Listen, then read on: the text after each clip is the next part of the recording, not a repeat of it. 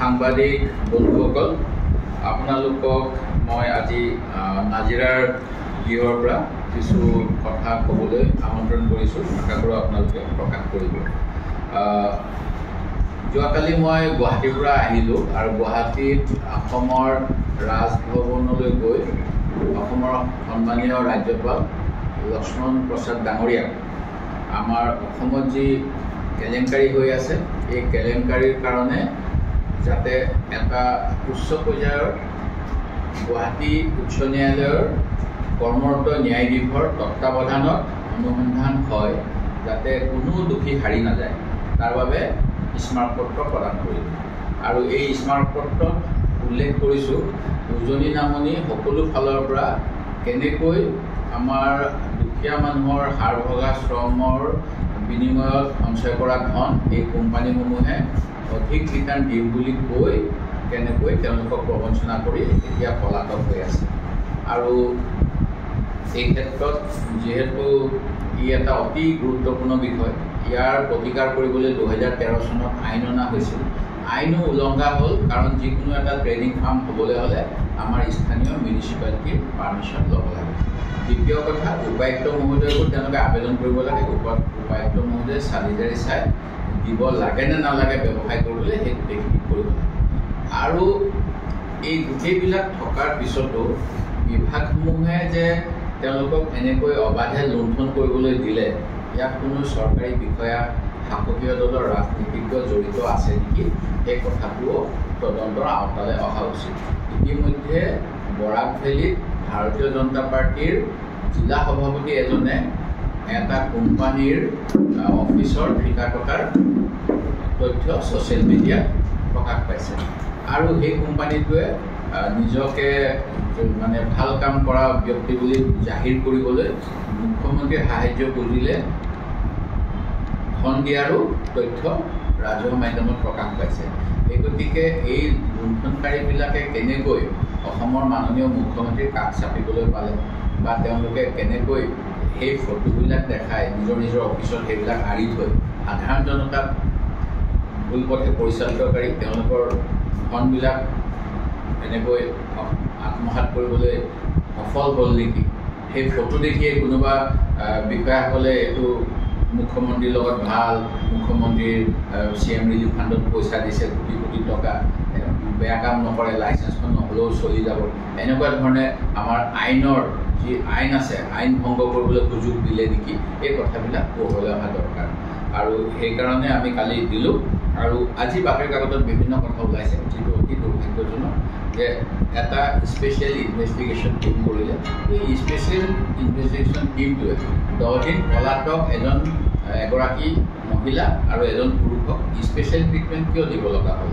এটা swimming pool থকা ৰিজৰ্টৰ নিচিনা হোটেলত তেওঁলোকক AC ৰুমত বহুৱাই তাৰপিছত ৰাতিপুৱা ডিব্ৰুগড় আৰক্ষীক চমজাই দিছে।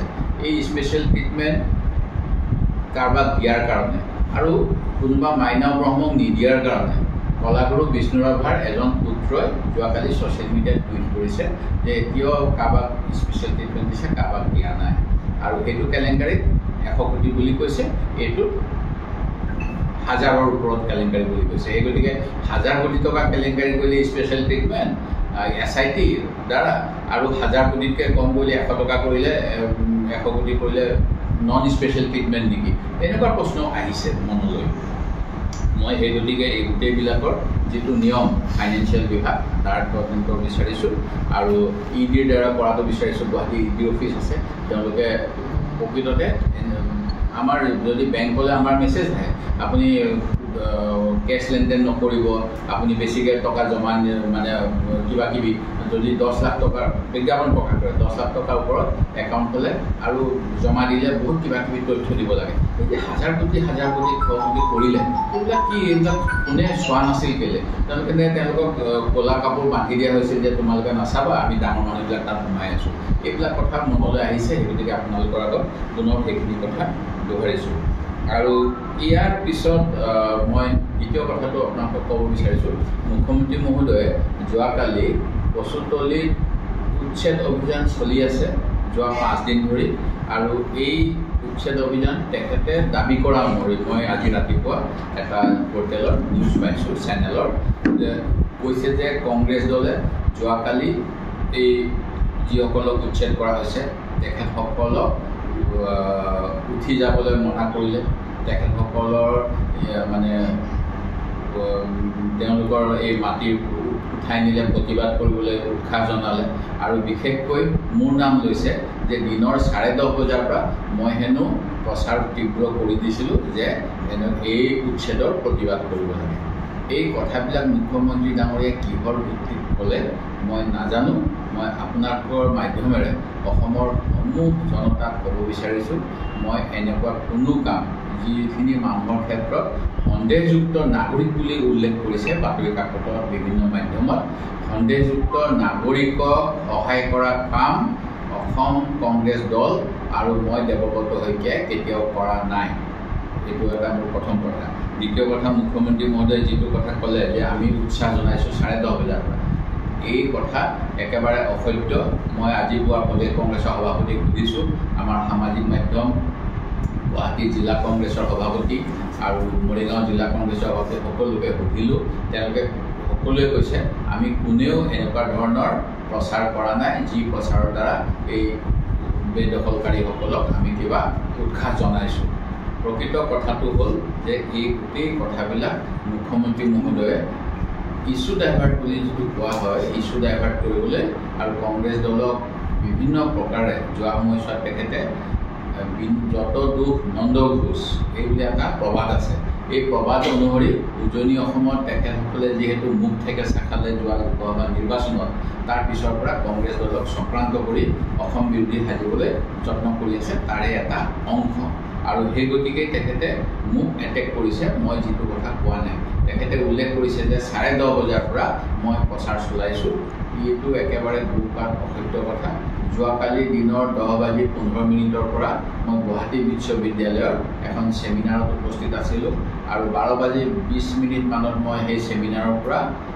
ওলাই আহি অসমৰ ৰাজ্যপালক লগ ধৰিবলৈ ৰাজভৱনলৈ গৈছিলোঁ আৰু ৰাজভৱনৰ পৰা ওলাই অহাৰ পিছত দিনৰ 2 বজাত মই সাংবাদিকসকলক গুৱাহাটী ৰাজভৱন চৌহদৰ পৰা সম্বোধন কৰিছিলোঁ তাৰ পূৰ্বে দুটা পৰ্টেলে মোক গুৱাহাটী ইউনিভাৰ্চিটিত সুধিছিল নিউজ লাইভ আৰু এটা কিবা নৰ্থ ইষ্ট নিউজ জাতীয় কিবা এটাই আৰু তাত মই এই ছেমিনাৰৰ বিষয়েহে কৈছিলোঁ মই উচ্ছেদৰ বিষয়ে একো কথা কোৱা নাই কিন্তু তাৰ এদিন পূৰ্বে সংবাদ মাধ্যমৰ আগত মই এই উচ্ছেদ অভিযানটোৰ বিষয়ে কৈছিলোঁ যিখিনি কথা কৈছিলোঁ সেইখিনি হৈছিল এটা তথ্যৰ ভিত্তিত 14/3/2024 তাৰিখৰ দিনাখন প্ৰধান সচিব তথা ৰাজ্যিক লোকতথ্য বিষয়া ৰাজহ বিভাগক এটা প্ৰশ্ন সোধা হৈছিল অসমত বৰ্তমান VGR PGR চৰকাৰী খাস ভূমি জলাশয় সত্ৰ অথবা ৰিয়াখনীয়াত ক্ষতিগ্ৰস্ত আৰ্থিকভাৱে দুৰ্বল অনুসূচিত জাতি অনুসূচিত জনজাতি সাধাৰণ শ্ৰেণীৰ সংখ্যালঘু এই কথাও সোধা হৈছিল ঠিক তেনেকৈ এই বেদখলকাৰীসকলৰ বৰ্তমান চৰকাৰে দায়িত্ব লোৱাৰ পৰা এতিয়ালৈকে মুঠ কিমান ভূমিত উচ্ছেদ অভিযান চলোৱা হ'ল উচ্চতম ন্যায়ালয়ৰ নিৰ্দেশ অনুসৰি উচ্ছেদিত লোকসকলৰ উচ্ছেদৰ পূৰ্বে আগতীয়া জাননী বিকল্প আৱাস তেওঁলোকৰ বাবে কৰ্মস্থান আদিৰ ব্যৱস্থা কৰা হৈছিল নেকি যদি হৈছিল কোন কোন স্থানত এনেধৰণৰ সংস্থাপনৰ বাবে ব্যৱস্থা কৰা হৈছে জিলাভিত্তিক তথ্য দিব বৰ্তমানলৈকে বেদখলমুক্ত ভূমি কি চৰকাৰী কামৰ বাবে ব্যৱহাৰ কৰা হৈছে এই প্ৰশ্ন সোধা হৈছিল অসমৰ ৰাজহ বিভাগক RTI যোগে তথ্য জনা অধিকাৰ আইনৰ অধীনত 14/3/2024 আৰু ইয়াৰ উত্তৰ প্ৰতি জিলাৰ পৰা চক্ৰভিত্তিক দিয়া হৈছে আমি জানো যে ৰাজহ চক্ৰ বিষয়াৰ অধীনত এটা অঞ্চলৰ মাটিৰ লেখযোগ হিচাপ নিকাচ থাকে সোণাপুৰ ৰাজহ চক্ৰ কামৰূপ মহানগৰ জিলা অসম চৰকাৰ ইয়াৰ দ্বাৰা 29 আগষ্ট 2024 অৰ্থাৎ আজিৰ পৰা মাত্ৰ 13-15 দিনমান আগতে দুসপ্তাহৰ পূৰ্বে আমাক জনাইছিল যে সোণাপুৰ ৰাজহ চক্ৰৰ অন্তৰ্গত VGR PGR চৰকাৰী খাসভূমি জলাশয় সত্ৰ অথবা ৰেলৱে ভূমিত বেদখল হৈ থকা দেখা নাযায় অৰ্থাৎ কোনো ধৰণৰ বেদখলকাৰী নাই বুলি তেখেতসকলে আমাক তথ্য জনা অধিকাৰ আইনৰ অধীনত 29 আগষ্ট তাৰিখে এই চিঠি যোগে জনাইছে তাৰপিছত 14 দিনৰ ভিতৰত বা 10 দিনৰ ভিতৰত কেনেকৈ ইমান বেদখলকাৰী আহিলে এই কথাটো মাননীয় মুখ্যমন্ত্ৰী মহোদয় স্পষ্ট কৰিব লাগে বুলি মই আজি 2 দিন আগত এখন বুধবাৰৰ দিনা এখন সংবাদমেলত উল্লেখ কৰিছিলোঁ। প্ৰথম কথা। দ্বিতীয় কথাটো হ'ল যে মুখ্যমন্ত্ৰী মহোদয়ে তথ্য বিকৃতি ভুল কৰে। তেখেতে ইচ্ছাকৃতভাৱে অসমৰ জনগণক ভুল কথা কৈ বিপথে পৰিচালিত কৰিব বিচাৰে। সেয়া মই সদনৰ ভিতৰতো কৰে, সদনৰ বাহিৰতো কৰে। সদনৰ ভিতৰত তেখেতে স্কুলৰ ল'ৰা ছোৱালীয়ে বিনামূলীয়া পাঠ লয় বুলি কৈছিল, যিটো অসত্য বুলি মই কোৱাৰ পিছত মই বিশেষাধিকাৰ কমিটিত দিছিলোঁ। সেই কথা কিন্তু বিশেষাধিকাৰ কমিটিয়ে গ্ৰহণ নকৰিলে। ঠিক তেনেকৈ অসমৰ চাহ শ্ৰমিকসকলক অসম চৰকাৰে ক্ষমতালৈ আহিলে 351 টকা দিব বুলি ভাৰতীয় জনতা পাৰ্টী চৰকাৰে ঘোষণা কৰিছিল। আজি 10 বছৰ হ'ল কেন্দ্ৰত, অসমতো 8-9 বছৰ হৈ গ'ল। তেখেতসকলে এই ঘোষণা কেতিয়া ৰূপায়ণ কৰিব বুলি কোৱাৰ পিছত মুখ্যমন্ত্ৰী মহোদয়ে সদনৰ ভিতৰত যোৱা অধিৱেশনত ক'লে যে চৰকাৰে চাহ শ্ৰমিকৰ দৰমহা ফিক্স নকৰে। সেইটো এটা মিছা কথা। মই সেই কথাও বিশেষাধিকাৰ কমিটিৰ সন্মুখলৈ মুখ্যমন্ত্ৰীয়ে মিছা কথা সদনত কৈ সদনৰ সন্মান লাঘৱ কৰিছে বুলি অধ্যক্ষ মহোদয়ক কৈছিলোঁ। অধ্যক্ষ মহোদয়ে সেয়াও গ্ৰহণ নকৰিলে। আৰু বাহিৰত কিমান কৈ থাকে আপোনালোকে জানে। বাহিৰত এতিয়া মোৰ বিষয়ে এইখিনি কথা ক'লে। তাৰপিছত তেখেতৰ মই NKTVৰ এটা ক্লিপিং মোৰ ওচৰলৈ আহিছে, অন্য মই দেখা নাই। তাত কৈছে যে আমি চৰকাৰী ভূমিৰ পৰা যেতিয়া উচ্ছেদ কৰিব লাগে তেতিয়া কোনো ধৰণৰ আগতীয়া জাননীৰ প্ৰয়োজন নহয়। সেই কথাটো একেবাৰে অসত্য কথা কৈছে। গুৱাহাটী হাইকোৰ্টৰ ৰিট পিটিশ্যন চিভিল 2022 চনত এখন গ্ৰহণ হৈছিল, গোচৰ নম্বৰ 1057/1057। তাত স্পষ্টকৈ উল্লেখ কৰা আছে যে ভূমিৰ অধিকাৰ বা মানুহৰ বসবাসৰ অধিকাৰ এইবিলাক ভাৰতীয় সংবিধানৰ মৌলিক অধিকাৰ নম্বৰ 21ৰ অন্তৰ্গত। আৰু সেই গতিকে উচ্ছেদ কৰিব লগা হ'লে উচ্ছেদৰ পূৰ্বে উচ্ছেদ কৰিব লগা লোকসকলক জাননী দিব লাগে। চৰকাৰী ভূমি থাকিলেও জাননী দিব লাগে। এই ক্ষেত্ৰত মুখ্যমন্ত্ৰী মহোদয়ে মিছা কথা কৈছে, যাতে তেওঁ এটা ধাৰণা দিব পাৰে যে মানে কিছুমান কংগ্ৰেছে কিছুমান মানুহক সহায় কৰি থাকে, সন্দেহযুক্ত নাগৰিকক সহায় কৰে। এনেকৈ তেখেতে ৰাজনৈতিক মুনাফা ল'ব বিচাৰিছে। দেশীয় নাগৰিকক উচ্ছেদ কৰি আৰু গুৱাহাটী হাইকোৰ্টৰ অথবা সুপ্ৰিম কোৰ্টৰ নীতি নিৰ্দেশনা পালন তেখেতে কৰিব বিচৰা নাই। যিটো শাসনৰ মুৰব্বী হৈ সংবিধান ৰক্ষাৰ শপত লোৱাৰ পিছত অসমৰ মুখ্যমন্ত্ৰীয়ে এনে কাম কৰাৰ বাবে মই তেখেতক ধিক্কাৰ দিছোঁ আৰু গোটেই ৰাইজক বিপথে পৰিচালিত কৰিব বিচাৰিছে। সেই কথাখিনি মই তথ্যসহ আপোনালোকক দিছোঁ। আৰু দ্বিতীয়তে অন্য এটা কথা, ট্ৰাইবেল বেল্টৰ কথা কৈছে। নিশ্চিতভাৱে ট্ৰাইবেল বেল্ট আৰু ব্লক কংগ্ৰেছ চৰকাৰে অসমৰ খিলঞ্জীয়া জনগণৰ স্বাৰ্থ সুৰক্ষিত কৰিবলৈ ব্যৱস্থাটো প্ৰৱৰ্তন কৰিছিল, কিন্তু সময় সাপেক্ষে কেতিয়াবা তাৰো এমেণ্ডমেণ্ট কৰা হয়। উদাহৰণস্বৰূপে 1972 চনত যেতিয়া গুৱাহাটীলৈ আমাৰ ৰাজধানী আহিলে, দিছপুৰত থকা বহুত জনজাতীয় লোকৰ মাটি অধিগ্ৰহণ কৰিব লগা হৈছিল। আৰু তেতিয়া তাৰ বিপৰীতে কিন্তু তেখেত এই যিসকল ক্ষতিগ্ৰস্ত হৈছিল তেখেতসকলক উপযুক্ত ক্ষতিগ্ৰস্ত দি পুনৰ সংস্থাপনৰ ব্যৱস্থাও কৰা হৈছিল। কিন্তু বিভিন্ন অঞ্চলত ট্ৰাইবেল ব্লক এণ্ড বেল্টৰ পৰা যেতিয়া নাগৰিকসকলক উচ্ছেদিত কৰা হয়, তেতিয়া গুৱাহাটী হাইকোৰ্টত এটা গোচৰ চলি আছিল। এই গোচৰত অসম চৰকাৰৰ পৰা কোৱা হৈছিল যে কিমান মানুহ প্ৰকৃততে ট্ৰাইবেল ব্লক এণ্ড বেল্টত আছে, অজনজাতীয় লোক, তাৰ এটা ছাৰ্ভে কৰা হ'ব। কিন্তু এতিয়া দেখা গৈছে যে ছাৰ্ভে কৰিম বুলি 2012 চনৰ পৰা কৈ এতিয়া ছাৰ্ভে নকৰাকৈও বহু ক্ষেত্ৰত উচ্ছেদ কৰিব বিচৰা হৈছে, যিটো দুৰ্ভাগ্যজনক। আৰু কোনো ভাৰতীয় নাগৰিকে ভাৰতৰ সংবিধান অনুসৰি প্ৰধানমন্ত্ৰীৰ ঘোষণা যে সবকা ঘৰ কা ওপৰ ছাপ হোগা, এই কথাটো কিয় মুখ্যমন্ত্ৰী মহোদয়ে পাহৰি গৈছে মই এইটো নাজানো। আৰু নিশ্চিতভাৱে খিলঞ্জীয়াৰ স্বাৰ্থ বা যিটো আইন অনুসৰি যাক যেনেকৈ সুৰক্ষা দিছে সেইখিনি সুৰক্ষা আমি অসম চুক্তি অনুসৰি পাব লাগিব। অসম চুক্তিৰ 5 নং দফা 6 নং দফা অনুসৰি আমি পাব লাগিব। আৰু যিসকল ভাৰতীয় নাগৰিক তেখেতসকলেও আমি অধিকাৰ খৰ্ব কৰিব নোৱাৰোঁ, কিন্তু বিদেশী মাত্ৰকে অসমৰ পৰা বিতাড়িত কৰিব লাগিব, অসমৰ পৰা বহিষ্কাৰ কৰিব লাগিব। এই দাবী মই উত্থাপন কৰিছোঁ। আৰু মুখ্যমন্ত্ৰী মহোদয়ে কংগ্ৰেছ দল আৰু মোৰ বিৰুদ্ধে আমি কচুতলিত হোৱা উচ্ছেদিত লোকসকলক চৰকাৰৰ পক্ষক আক্ৰমণ কৰিবলৈ অথবা চৰকাৰৰ বিৰোধী কাম কৰিবলৈ উৎসাহ জনাইছোঁ বুলি যিখিনি কথা কৈছিল, এই গোটেই কথাখিনি মিছা কথা। আমাৰ মুখ্যমন্ত্ৰীয়ে মিছা কথা কৈছে। তেখেতে মই নাজানো কিয় তেখেতে মিছা কথা কয় আৰু এই মিছা কথা মই আজি প্ৰতিবাদ কৰিছোঁ। মুখ্যমন্ত্ৰী মহোদয় নিশ্চিতভাৱে চৰকাৰী দলৰ মানুহ, তেখেত এনেধৰণে বিৰোধী দলৰ অপপ্ৰচাৰ বা প্ৰচাৰ কৰা উচিত নহয়। তেখেত আমাৰ মুখপাত্ৰ নহয়, এই কথা মই ক'ব বিচাৰিম। অসমৰ নিচিনাকৈ ডমেষ্টিক কনজিউমাৰ ঘৰুৱা গ্ৰাহকৰ ক্ষেত্ৰত ব্যৱহাৰ কৰা নাই। আৰু এই স্মাৰ্ট মিটাৰটোত কি আছে মই নাজানো। ইয়াৰ আজি কিছুদিন পূৰ্বে এছিয়ান ডেভেলপমেণ্ট বেংক বা ৱৰ্ল্ড বেংক এইবিলাকৰ পৰা পইচা লৈ আমাৰ সকলোৰে ঘৰত একোটাহত পোষ্টপেইড স্মাৰ্ট মিটাৰ লগোৱা হৈছিল। সেই মিটাৰখিনি ভালকৈ কাম কৰি আছে। মই অসম ৰাজ্যিক বিদ্যুৎ নিগমৰ কোনো প্ৰেছ বিজ্ঞপ্তি, কোনো বিজ্ঞাপন দেখা নাই য'ত তেখেতসকলে কৈছিল যে স্মাৰ্ট মিটাৰ যিবোৰ পূৰ্বতে লগোৱা হৈছে সেইবোৰ অকামিলা, সেইবোৰ বেয়া। কিন্তু একমাত্ৰ আদানী কোম্পানীৰ নিচিনা কোম্পানীক কমিশ্যন দিবলৈ আমাৰ পৰা প্ৰতিদিনে স্মাৰ্ট মিটাৰৰ ইনষ্টলমেণ্ট কাটে 7 টকা 10 টকা এনেকৈ, আৰু স্মাৰ্ট মিটাৰৰ প্ৰতিদিনে স্মাৰ্ট মিটাৰৰ ইনষ্টলমেণ্ট কাটি আমাক আকৌ নতুনকৈ এটা মিটাৰ লগাই দিছে, যিটো মিটাৰত সঁচাকৈয়ে ক'বলৈ গ'লে বিভিন্নজনে এই বিষয়ত ছ'চিয়েল মিডিয়াত দি আছে। আৰু ময়ো অনুভৱ কৰোঁ, মই ঘৰত নাথাকিলেও মোৰ মিটাৰত কিজানি কিবা এটা পইচা উঠি থাকে, আৰু এতিয়াতো উঠিবই। কিন্তু সেই গতিকে স্মাৰ্ট মিটাৰটো অসম চৰকাৰে আদানীক ধনী কৰিবলৈ, নিজে ধনী হ'বলৈ কৰা এটা প্ৰক্ৰিয়া বুলি ক'ব বিচাৰোঁ।